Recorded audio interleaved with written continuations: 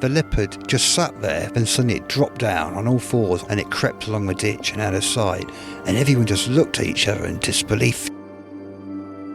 You say, well, I've seen this big cat. Some people just flatly refuse. They think that Britain's such a sweet little island, we shouldn't have predators that size.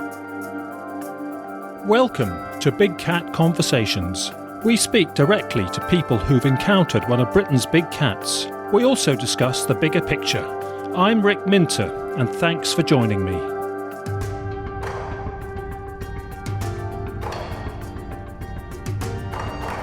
Hi everyone, and welcome to episode 24 of Big Cat Conversations. This edition features much about big cats and horses because we're speaking with a horse trainer, and then we hear from a lady who had her horse attacked and badly scratched from a big cat, it seems, back in 2010. So she's our second guest coming up later, and there are photos of the scratches on her horse from that time on our website. Our guest is Richard, and Richard is a horse trainer, and Richard has seen a big cat in Warwickshire, and he's now our third guest who has seen a puma in North America, so we'll hear about that one as well. Richard, welcome. Thanks for joining us. Thanks, Rick. Thanks for having me on the show. Thank you. And here we are in lockdown, and hope you're doing okay in lockdown, Richard. I hope the rest of our listeners are doing okay. I gather you're doing a book during the time that you've won from other activities. Yeah, absolutely. I've procrastinated over it for several years, and now I've got the time. I'm actually focusing and getting some writing done. So it's good in a way. Great. Okay, we'll hear a bit about that side of things later on in the episode. But first of all, we better hear about your main event, your sighting in Warwickshire. Can you tell us all about it, please? It was the late 90s. I think it was 98 or 99. And I was, at the time, working in the New Forest. I drove late back from Lymington one night, and traffic was a nightmare. So I drove the back way home from the New Forest to Birmingham. Coming out of Stratford-upon-Avon, and it was about 10:30 at night, and a couple of cars ahead of me, this animal crossed the road, and I was speechless. I just couldn't believe my eyes. There was just no doubt in my mind that it was a big cat. It crossed the road in about 3 strides, very efficiently, and it was black, and that was it. So I was gobsmacked. Did you see that the drivers in front of you saw it as well? Did they react in any way? It crossed the road so quickly that it's not like anybody could have braked, or it was going at quite a speed, and it bounded across the road.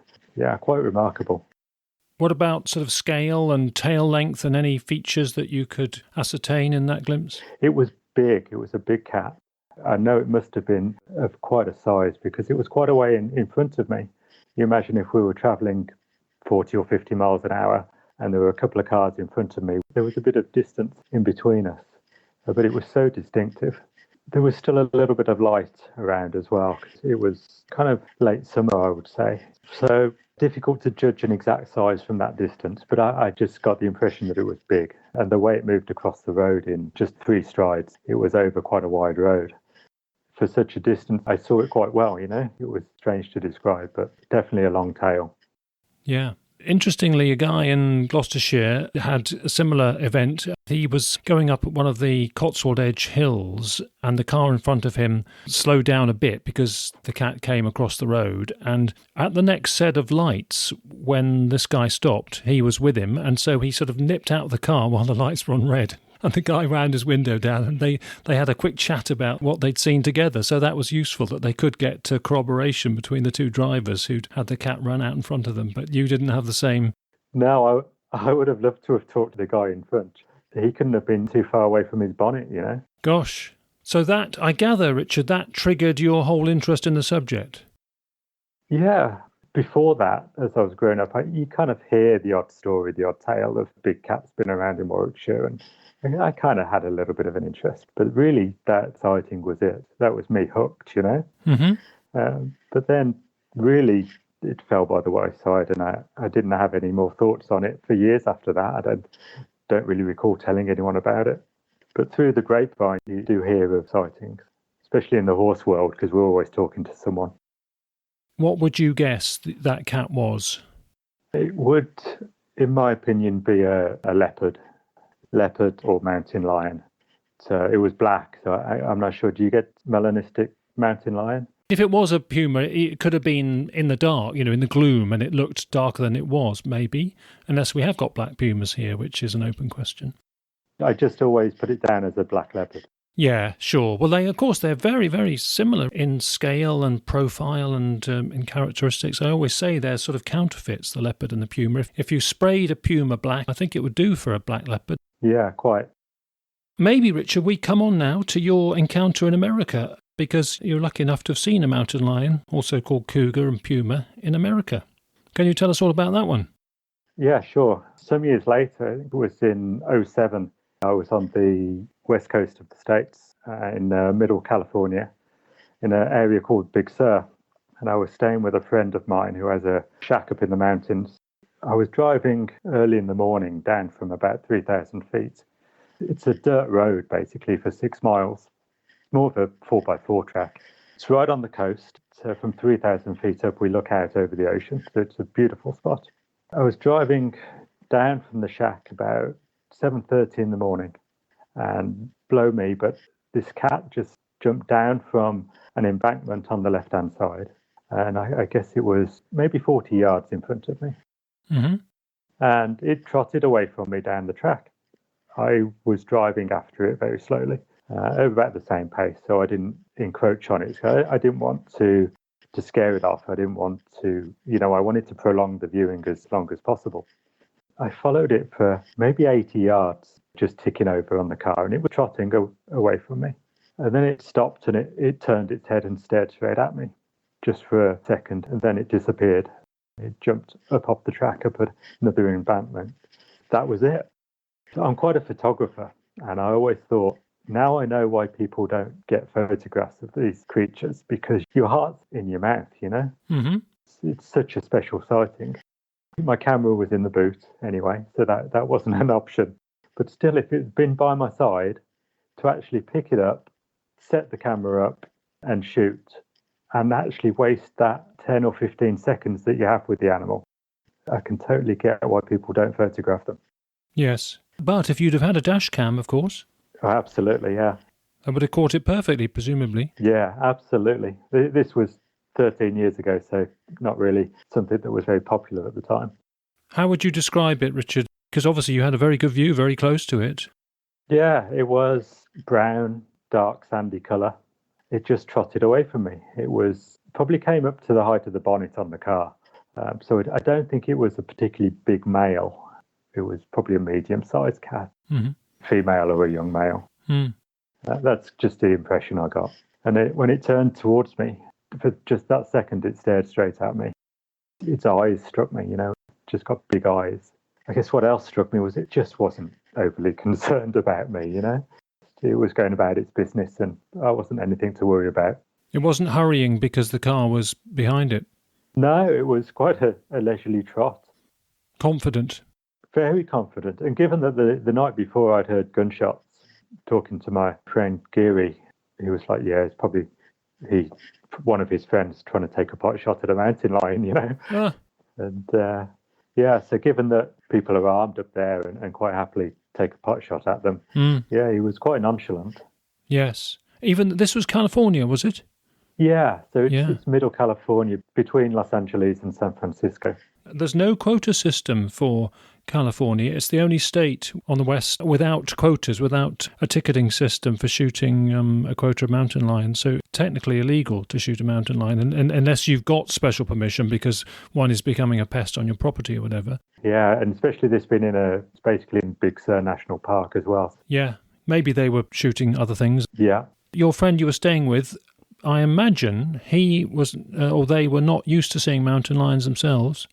No, I don't think he'd ever seen one. There we are. Well, his family had owned the mountain hut for generations. So, yeah, I counted myself as incredibly privileged. Yeah, very good. The locomotion, how would you describe it? It was very fluid and easy. He was not using much power. He was just loping along, trotting along, very easy, minding his own business. When he turned and he jumped up quite a high embankment on the side of the road, and it was just effortless. Did you see the way the tail gets used as a rudder? Yeah, the whole body swung, Very, very loose.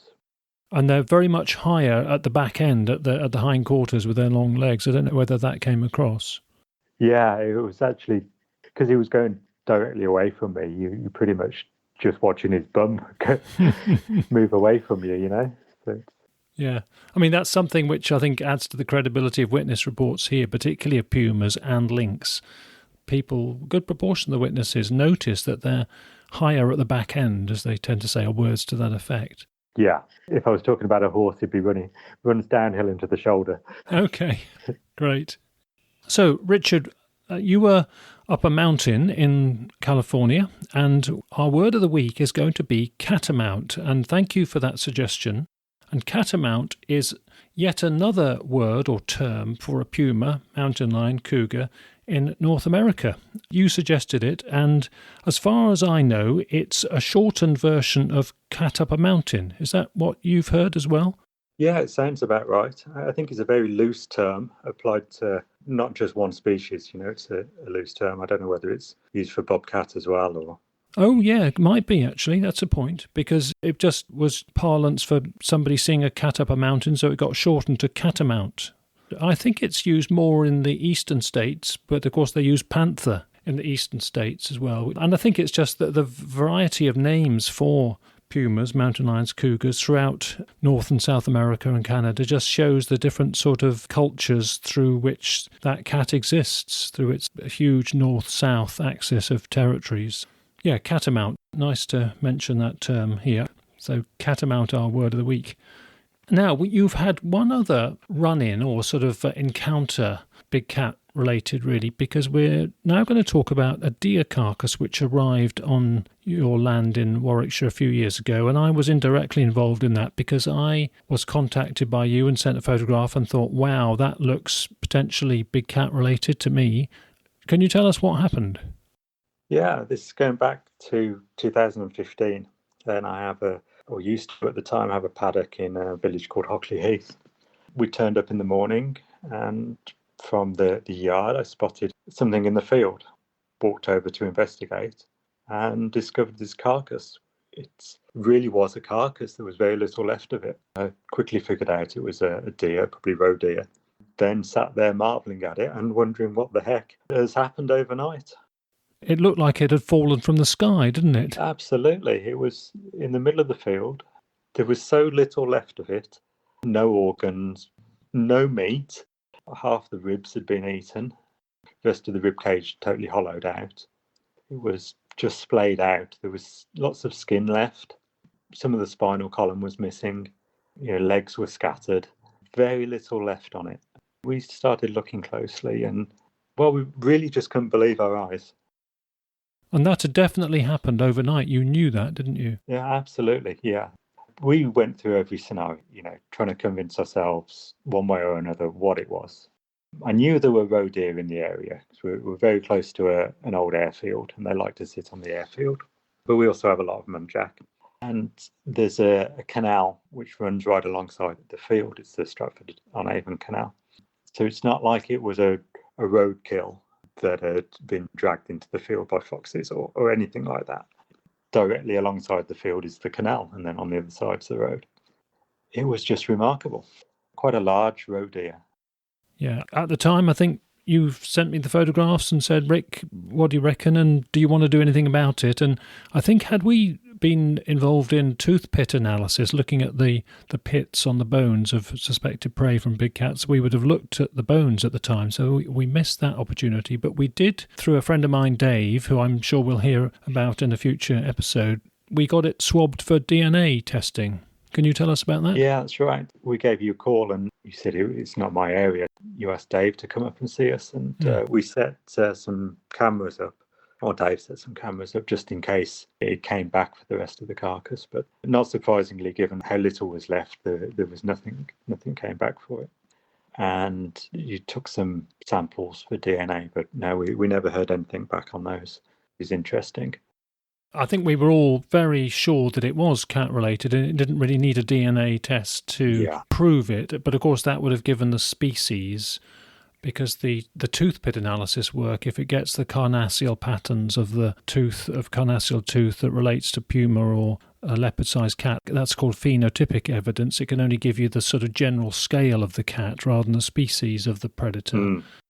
So DNA is very valuable. Did that undermine your faith in DNA testing? Did you have any views on the DNA process as a result of that? I'm not overly scientifically minded, and if we're entrusting these things to anything that the government has a say in, then I'm not sure we're going to get the truth back.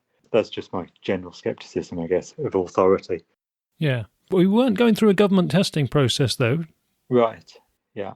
It is interesting that in most cases when I've been involved in DNA testing, the informant whose land is involved is not really too bothered about the confirmation of the DNA. They pretty much, feel from their own perspective this is cat related. And yes, it would be nice if it was a species result came back from the process, but it's interesting that people are not too despondent when we don't get a DNA result, but there we are.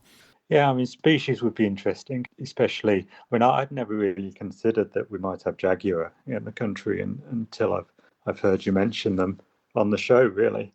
Although I think we don't, to be honest. I think we mention them as a candidate, but I think when we come on to your Nicaragua point in a minute, I'll sort of then say I think that reflects on the fact that we probably don't have jaguars. I think we'd know if we did, we would be getting horse impacts, but we can come on to that in a minute. That's exactly what I was thinking.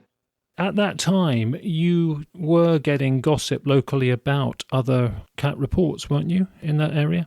Yeah, I mean, it was quite remarkable because, and more than gossip, it was a dear friend of ours we went to the pub with very soon after this. We were describing it to her. She went a bit grey because she started telling us a story, and she'd been out jogging, maybe 2 or 3 miles from where this instance was, and she'd seen a deer carcass up a tree. Gosh. I mean, that's incredible on its own, but being so close to this kill, and she's not somebody to exaggerate or tell tales, a very dear friend and quite straight-laced.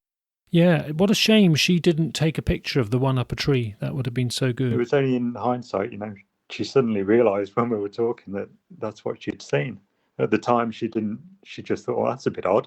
Oh, I see. Yeah, she didn't put it all together until you brought it up. Okay. After that, you didn't have any further events. It was just that one-off, remarkably fully eaten out large roe deer just turned up overnight. Yeah, absolutely. And I marvel at what size cat would have been able to eat, 30 kilos of meat? If it was one, it might have been more than one. Ah, possible, yeah. That's occurred to me sometimes when I've seen, and the landowner or the informant, when a deer carcass or a sheep carcass has been so fully eaten out. And as you say, you think putting up cameras, watching it overnight is probably a waste of time because there's really very little to come back to bother coming back to for a second sitting anyway. Let's just say that turned up on your land and you'd had no experience of seeing big cats or thinking about big cats in the wild in Britain. Would you have sort of guess that was a predation and consumption of a large predator bigger than anything we've got in this country naturally? Would that have occurred to you, do you think, anyway? I think so. Even in this instance, I went through all the possibilities. You're thinking, wow, if I had poachers on my land, if they dispatched an animal and taken it apart, butchered it on site, and you look at it and you're like, no, it just doesn't fit, When you start looking at the way the rib cage was broken open and it's so efficiently taken apart. You just have to come to the conclusion that it was a big cat. I don't think there's any other reason. Several foxes maybe could have done that, but not so clinically and tidily. Yeah. It takes quite a lot to bring down a roe deer. Yeah, something that would have had to predate it in the first, or it would have died a natural death, but then it's a shame we don't put carcass photos on the website because that is a good one, a good reference one that, in fact, you texted it me just before we started to remind me, and I thought, wow, I'd forgotten it was that good. Yeah, I hadn't looked at it for quite a few years, and it's quite impressive, isn't it? Okay, can we move on to horse behaviour? And maybe we start with your experience in Nicaragua with this. You were given a horse skull, I gather. Yeah, quite a few years ago. I was spending some time in the jungles of southern Nicaragua, and I came across a guy who showed me the skull of a mule. It had been predated by a jaguar. You could clearly see the puncture marks straight through the skull, which just took me aback because the power that an animal must have to bite straight through a horse's skull, a mule skull, is just incredible. I was looking for photographs of it earlier, but I'm not sure I photographed it. I think it was a historical skull, probably from the Spanish invasion. Oh, okay. It wasn't a recent one, but he knew about its history. It wasn't a recent one, no. Something they'd come across and kept, But it has to be a big, bold cat, doesn't it, to take down a horse? Yes, I mean, in North America, for the pumas, occasionally you get a big tom puma who has learnt the knack of predating the wild horses there. They call them mustangs and burros. Yeah. And what they do, apparently, is they get one in a natural corral situation on rubbly ground, and the horses then can't get the traction to move away, so they're an easier, slower target for the cat to jump on and then manoeuvre to get the crushing bite to the windpipe or muzzle hold or whatever. So, and of course, they're going to go for the weaker or older animals, aren't they? Because it's quite dangerous to take down a horse. They're very well designed to fight off a mountain lion. Somebody who's into horses, Richard, does that make you feel a bit less positive about big cats like pumas and leopards, or do you just think it's part of nature and, you have to just take it? In this country, I don't think there's anything to be concerned at. Nature's nature, and a big cat taking down whatever its prey might be is perfectly natural. If I had a big stud, I had a lot of vulnerable horses. If I had mares foaling, and I would take precautions then, I think if I wouldn't like to see horses in this country getting attacked. So I guess that's a little different, Yeah, which does happen a bit. I do occasionally, and I know other people get called upon by horse owners and stables for advice, and they feel that they know when horses are being freaked out by big cats, because occasionally they've seen one and the horse was with them, they've seen the horse's reaction, and then months or years later they've seen the same horse reaction, very unusual type of nervousness, and thought, that's just what it did last time the big cat was here. I reckon the big cat's around, only I'm not able to see it, but maybe the horse is sensing it. Yeah, absolutely. Sometimes in the middle of the night I've heard my horses galloping, and you just wonder what's out there. And often I've been out in the middle of the night with the torch and had a look around just to check the horses are okay, because I've heard them being upset, and no, I've never seen anything. Yeah, and of course you've got a big torch, you would see eye shine perhaps if you did have a big cat around. But then if a group of horses is in a 20-acre field and they've galloped up to your end, you're not going to see anything. Yeah, that's true, of course, yeah. You just wonder what's out there, and a shiver goes up your spine, Well, I remember Gordon in episode 5 talking about when the big cat was on his land. He had a couple of horses who were normally very well behaved, but he said they would get very nervous and very flighty when he thought the cat was around. In fact, it happened once when he did see it and hear it. And he said they would stand back to back, facing out and being very snorty and very bristly and distinct sort of on-guard behaviour. Yeah, absolutely. When we had the kill in our field, I think it took the horses maybe 3 or 4 days to settle back down. They were very on edge. Yeah, because it was in the paddock where they roam, of course. Yeah, absolutely. What I've always thought is interesting when you talk about the sheep kills and a leopard dispatching a sheep without really upsetting the rest of the flock. Can happen. Not like that with horses. They're very switched on to what's happening. Yeah, because they've evolved as a prey species, haven't they? So they are alert. Back to the one from Nicaragua, that experience, and you seeing that skull. I mean, I think you're sort of pointing to why I don't think we have jaguars in this country, because I think if jaguars were here, black jaguars, if they were misbehaving, I think we would know it, because misbehaving ones would be taking cattle and horses. They would also be seen swimming and on water sides because they're more specialist than leopards. They like water. And I think none of that's happening, really. Also, too, black jaguars have a proportion, about 25% offspring are spotted. So it is pointing to leopards rather than jaguar. And I think, luckily, we rarely get horse impacts. I think when we do, it's a young tom puma, probably more than leopard, going for the wrong target and probably getting a bumpy ride on the horse and thinking, this isn't working, I won't try this again. And it's pretty dangerous. And yeah, I think so. But of course, foals and miniature ponies are targets and, I think do get eyed up sometimes. Yeah, I can understand that. They're just like big dogs, though, some of those miniature horses. There's not much to them at all. And of course, incredibly inbred as well, a lot of them. So they're not the healthiest of creatures. Yeah, okay. Well, can we come on to your experience in horse behaviour more generally? So So you're interested in animal behaviour more widely because of what you do with horses, I guess? Partly, but I was also brought up by my parents who were big animal lovers, so ornithology and pets at home, which led into horses, and I ended up being a professional horseman. My area of specialism is more rehabilitation, rather than pure animal behaviour, fixing problems that were created as humans mostly. Mostly horses that have gone wrong in their training. Usually I get contacted at the end of the line, so when the horses become really dangerous and unhandleable, there's very few choices left for the owner, once veterinary treatment doesn't work. If they're lucky, they'll end up with a trainer who knows what he's talking about. We look at why the animal's gone wrong. There's usually multiple reasons. And, we try and piece them back together again. And are these working horses used in show jumping and racing, or can they be any types of horses? Any type of horse, amateurs and professionals alike. Studying nature and working with the horses has gone hand in hand. When I was in California, I was training to be a shiatsu therapist, and that's when I saw my cougar. Wonderful. One of the most dangerous situations I've had, actually, personally, in the last 5 years at least, is actually going to a stables in south of England where they were, and they still do have, a big cat visitor. This was a reference on from the constabulary that had been there and also felt the owner was right in saying there was a big cat around freaking the horses. And this was stables where they had race horses, including retired ones, but they were delaying bringing an older foal over from Ireland to this establishment. And going down to the fields beyond the main enclosures where the race horses were, I was checking cameras and coming back, and when I was coming back I hadn't realised, but they'd had 2 of the horses get out.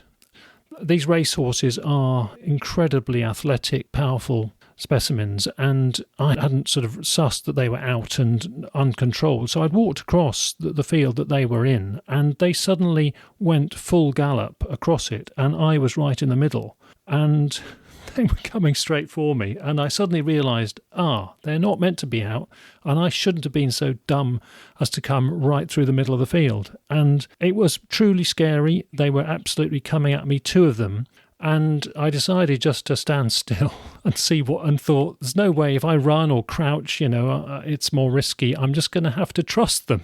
And just at the last second, they parted and went either side of me, and I just felt them breeze past. It was incredible. It was exhilarating but frightening, and you just saw really their brains working, thinking, stupid idiot, he should have got out of the way. He hasn't, but we'll miss him.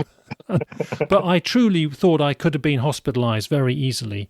And you just... Absolutely. Yeah, the athletic power and speed that they had when they decided, they got out when they shouldn't have done. They were making the most of having a good afternoon run around.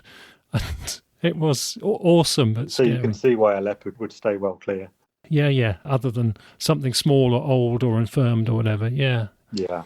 I mean, you must see how intelligent horses are in your work. Absolutely, and they are so intuitive and connected with the rest of nature and what's going on around them.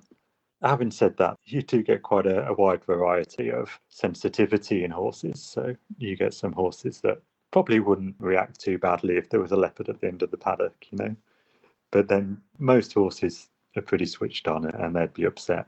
But I can imagine some horses really wouldn't care too much. You're making me think now of one horse attack incident, and I think the photograph of this one is in my book, actually. This happened in Gloucestershire a while back, and it got some injuries which, from the photograph, you'd think were very likely big cat impacts. And the photograph was provided to me with the story behind it, which was that a vet was attending the animal after the injuries, and the vet assessed them as most likely from a big cat attack. And apparently 3 months later, the horse died. It was apparently traumatised and apparently never recovered, and it died. Does that sound all credible to you? It doesn't surprise me. Horses can react in strange ways. And they can get PTSD much the same way as we do. They're very complex emotionally. Whilst we can fix most physical problems, correcting mental issues is very time-consuming, and you kind of feel your way. It strikes me that horse owners, particularly ones who are involved in major commercial enterprises like horse riding stables, studs, equestrian event exercises, people who have got expensive horse businesses behind them who have got a big cat sort of visiting their land and bothering them, they're likely to be less tolerant than a lot of people about a big cat being around. Would you reckon? Yeah, I would think so. If I was managing a high-end stud with millions of pounds worth of horseflesh on the stud, you'd be very concerned, because you're dealing with the horses, they're not your own, you're dealing with clients' horses, there's a lot of pressure involved. If I was in that situation, yeah, I'd be concerned. Yeah, it's difficult to know what to advise. I mean, this stables I was talking about where the 2 racehorses left me alone, one of the things I've been advising them about is just lights at night.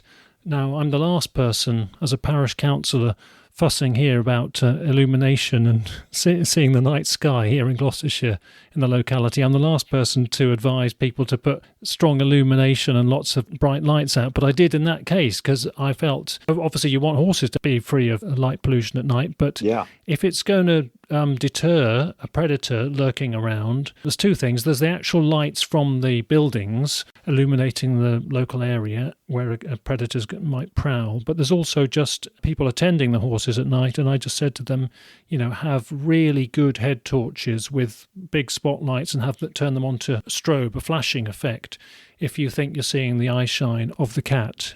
Even just doing that makes them feel more confident with those head torches on. But I think there's been a paper recently from South America with puma attacks in farm environments where they felt illumination was proving useful in deterring that. So that's one bit of advice I was thinking anyway. Yeah, it's probably good advice, but again, as you say, you do risk upsetting the horses if they haven't got true night. Only real situation I'd be concerned in being a horse owner is when you've got mares foaling, and the majority of yards have that happen indoors. So I'm not aware of anybody that foals expensive horses out at pasture, really.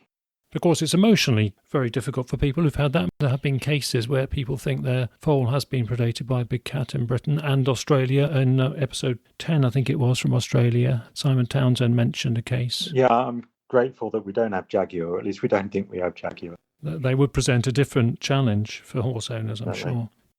Yeah, and so that takes us on to the final talking point, Richard, and that's the wider issue of big cats living wild in Britain more generally. What's your personal view on all of that? I think given the exploding deer population, I think it can only be a good thing. However, if I go out and I'm walking in the countryside at night and you get the shivers run down your spine and you're not sure whether there's something there or not, it does make you think. I've always thought myself as confident in the countryside, and then when you start to realise that there are big cats around, and it makes you think, it makes you take precautions. I've certainly doubled my pace when I've been out at night and I get a bit jittery. Yeah. Does that bug you? You find that bothersome, or do you feel it just goes with the territory and makes me a stronger person mentally, and it's all, maybe it's good to have those vibes that we're not top dog? We need to be closer to what's going on in nature. We can get very distant from it. So I'm all for getting out in the countryside, and don't be too concerned, really. They like to stay away from us generally, although the guys you were interviewing in Spain, I think, recently, my word, that was scary. That's a different context. That's what we think was a recently released one, which was still coming to terms with its situation and feeling stress. But yeah, of course, it's not meaning to be scary, but it makes everybody more vulnerable as a result. Generally, I think is a good thing. With the talk of introducing lynx, I honestly don't see any reason why we shouldn't have lynx here. It's quite apparent that we've already got leopards, so... Well, some people say it's quite apparent we've already got lynx as well from the sightings. I'm sure we'll have more lynx reports in time. But what would you say to people who are nervous about it and who are maybe even hostile to the notion of having big cats around and certainly introducing any more? Well, chances are you're never ever going to see one. Like your friend in California? Yeah, absolutely. It's only, I know in places like India, you get confrontation, don't you, because of a shortage in food, and then you get conflict. So it can happen, but I don't know. I don't think so here. Certainly not with the amount of deer. And things like impacts on stables and the occasional sheep impacts. I mean, I think we have to learn to assist and advise and help those people who are experiencing any difficulties. They mustn't be left unhelped. We've just got to have systems which do address their problems. Yeah, it's occasional, isn't it? And that's the important thing. Great. Okay. Well, thank you very much for all of those perspectives. Very interesting to hear about the horse perspectives. And thank you very much for being on Big Cat Conversations, Richard. My pleasure. Thank you, Rick.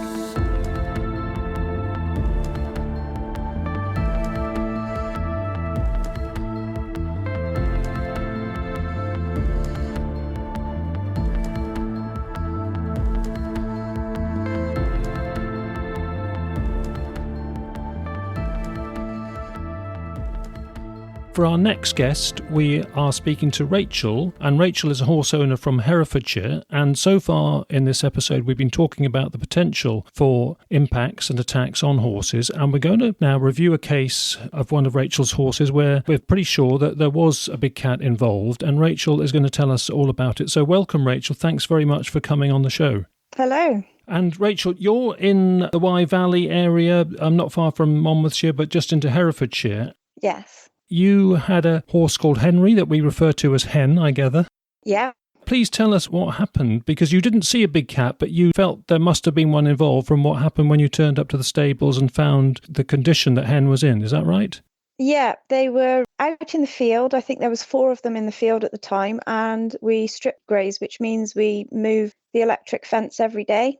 So they had a hedgerow on one side and then electric fence on the other side. And I went there in the morning just to check them and move the fence and do some poo picking. I noticed that my horse was looking very sorry for himself in the corner of the field. So I went over to investigate, and I found deep scratch marks across his back and down his rear end, and really deep gash on his back leg. And I called the vet, and the vet said, well, what's the matter with him? And I said, I don't really know how to say this, but it looks like he's been attacked by something. I can't really say what it is, but it looks like it's a cat. The vet turned up about half an hour later and said that he couldn't think of anything else that could do that either. Very interesting. Had you had any sense of a big cat in the area before? Any sightings or any gossip in the neighbourhood, or any of the other horse owners ever sensed anything, or any of the behaviour of the horses suggesting there was anything in the vicinity? There have been big cat sightings. I have met people before who have said around the time, because this was going back a little bit, that they had seen big cats, and I have heard them since as well, but not specifically in that area that I knew. But when it happened, I phoned the police because I thought they should know. They sent a wildlife officer out. The wildlife officer, she had a look at the horse, and she said that she entirely believed that it could be that, because they had reports from farmers locally within 5 miles of sheep up trees and things like that. Okay. And she was obviously convinced that there were cats in the area. But I have never personally seen anything up at the field, and I have never seen any indicators then that there could be anything there. It is literally just this attack, which is really quite convincing. If you'd seen the marks, it was definitely scratch mark. It couldn't have been done by a dog. I can't imagine a human would have been able to keep my horse still long enough to make the injuries that it made. Yeah, so you went through all the other possibilities of those scratch marks getting onto Hen. Yeah, I'd never considered much. I'd never spent much time thinking about whether big cats were a thing or not. I'm sure that there would have been some released going back to when they changed the laws, but it wasn't something I put a great deal of time thinking about. If anything, I was more sceptical than anything until I saw the marks on my horse, and then I didn't really have much choice but to become a lot more convinced about it. I was pregnant at the time as well. I was very heavily pregnant at the time, and it did make me quite nervous going up around dusk and dawn, and any time I couldn't see properly for quite a while. Can you describe the wounds? I mean, I've seen several very good photos of them, and they are very convincing. On some of them, the vet had put in the vet's equivalent of antiseptic cream. And Well, what they actually put in it was in the middle of summer. Mm-hmm. So he actually just put fly cream in. I phoned him 3 times and said, are you sure you don't want to stitch this? And he said, if you really want me to, I will come back out and stitch this, but it would be better to heal from the bottom up. So just keep the flies off it and it will heal. So it literally is yellow fly cream in there. Yeah, it does show up we didn't have proper pictures, many pictures before it was covered over, because I didn't have the presence of mind at the time to take them. I was more concerned with getting my horse treated, and I was sat on the yard having a nosebleed. The vet didn't know whether to treat me or treat the horse. We were both in shock. It was kind of treated by the time we had the presence of mind to take the photos in detail. But yes, they are very scratch marks, maybe half an inch apart spread, and there are several of those on the back. Then there is a really deep gash which is on the mid to high portion of his leg, which is just totally ripped open. It's about 1.5 inches deep and 2 inches wide. I imagine that would be a back claw or something. It looks like something has jumped on his back. Yeah, and that one is a tear lower down, much different from the scratch marks on his hindquarters. Yeah, but the other interesting thing was that there was a very elderly small pony in the field at the time.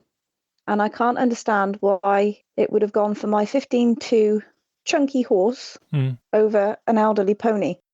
Whether it was some kind of inexperience on the cat's part, I don't know. But it was just strange that should be the case.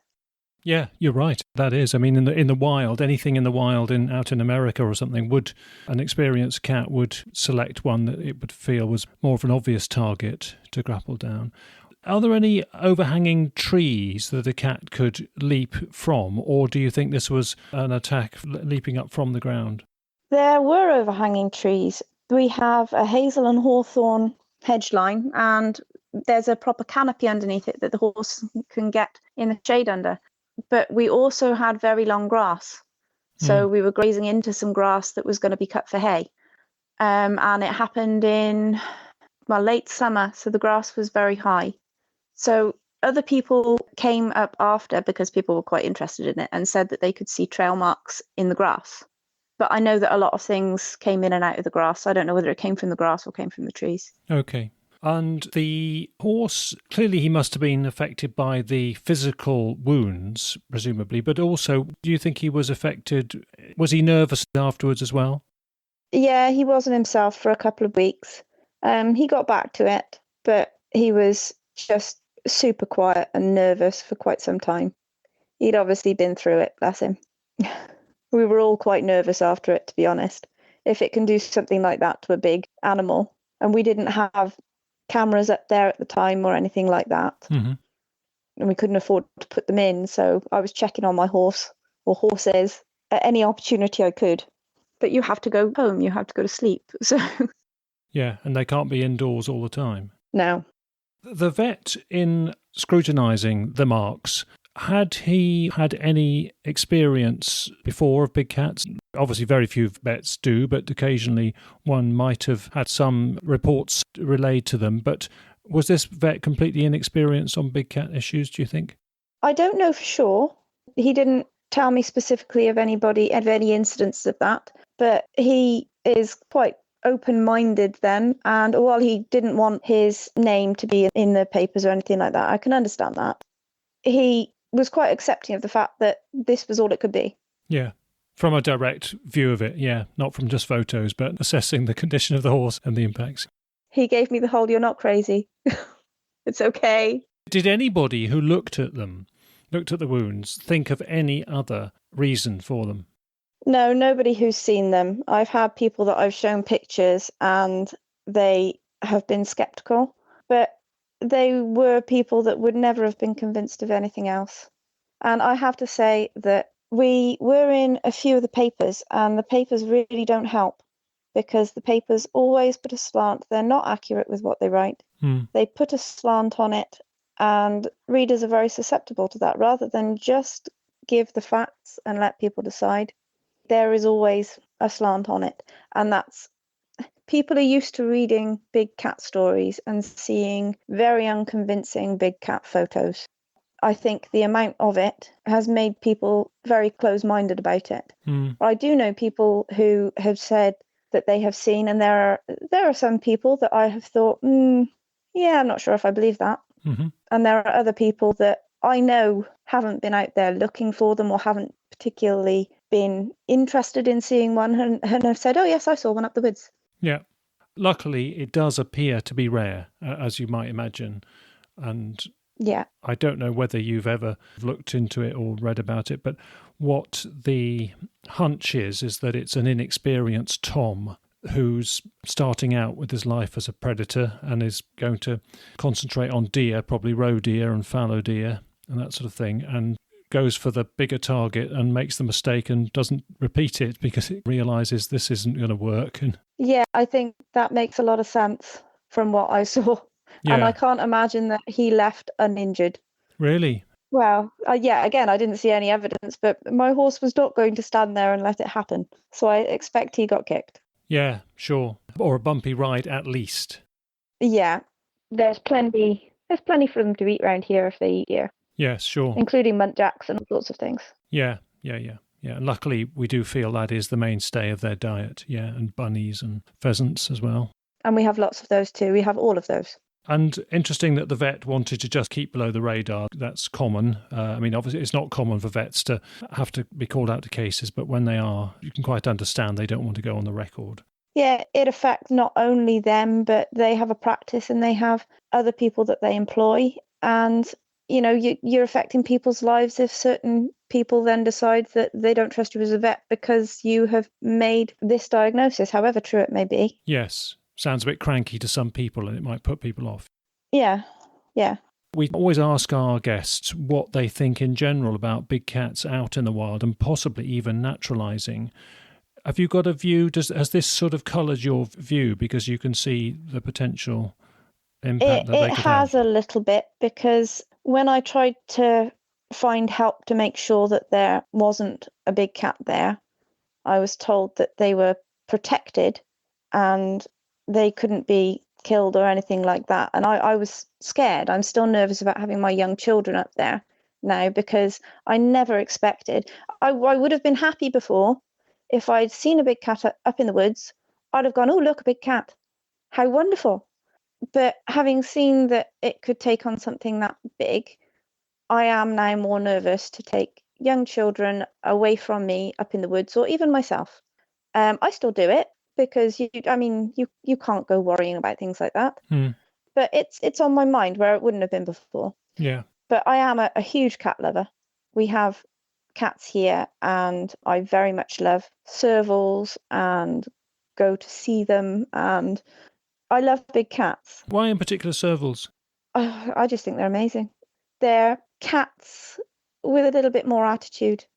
But when it gets into the realms of tigers, pumas, yeah, I'm not likely to bring one home as a pet. Yeah, sure. Yeah. If somebody had said, right, we can use a pack of hounds to pursue and intercept that cat, would you have wanted that to happen? Would you have wanted it recovered? It's a difficult one. I was afraid. I was afraid not just for the animals, that was my main concern, but I was afraid I was pregnant. I think that probably didn't help because it happened while I was pregnant. It made more of a thing of it in my mind as well. It was more stress for you. Yeah, I think you're very protective when you're pregnant. And I was worried about bringing children up there. It's always felt a really safe place to be. I don't know is the answer. I wanted it to be moved. Yeah. You didn't want it near you. Yeah. Don't know. I mean, luckily, these instances do appear to be rare in their native countries and, here where we think we've got them now. But every case is still, worth discussing if somebody is, like you, prepared to discuss it with us. So that is very helpful. And luckily, no sniff of it since, either visually or impact on the horses or whatever.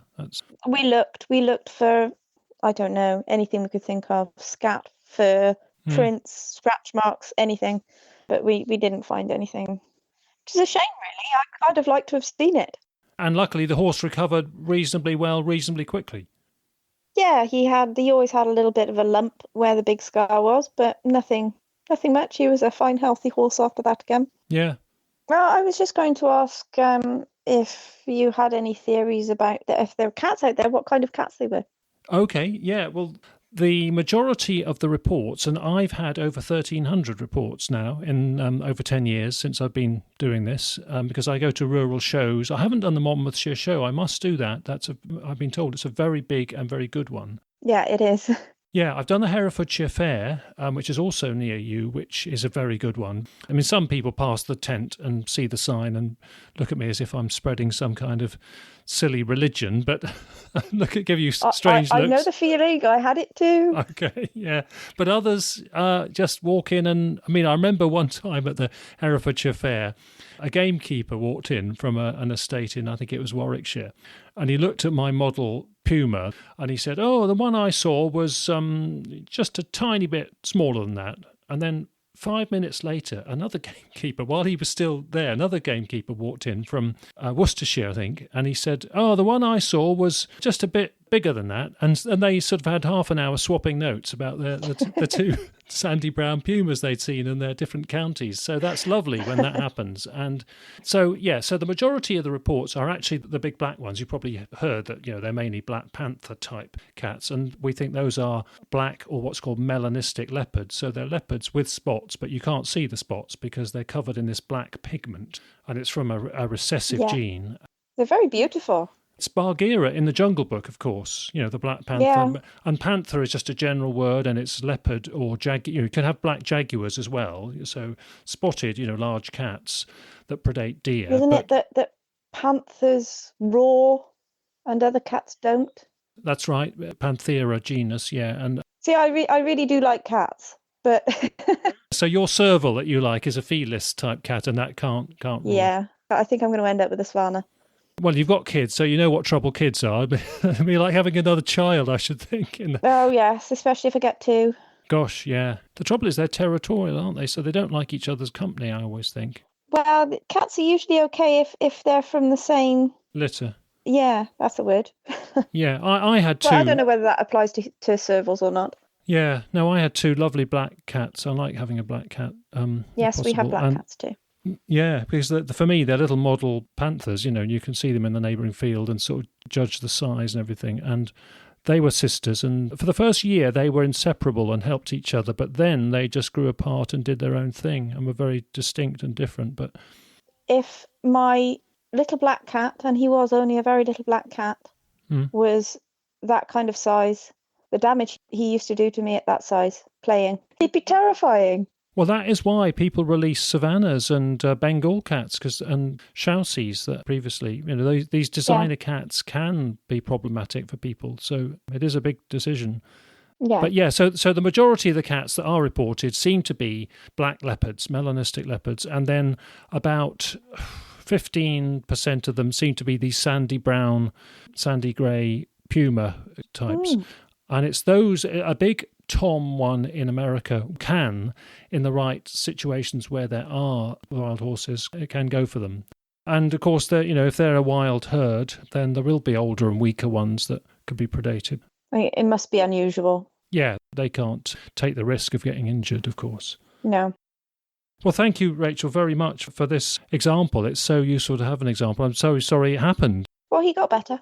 Yeah, that's good, yeah. And he had a good life, hopefully. Yes. He was a very old man by the time we lost him. Okay, great stuff. And thank you for permission to use that photo. We'll put it on the website. That's okay. Hope nothing like that happens again. Yes, hopefully. Okay, well, thank you very much for coming on Big Cat Conversations, Rachel. Thank you. Okay, before we close, just a couple of points to make, and they both relate back to the episode last time with Michael Mays from Texas.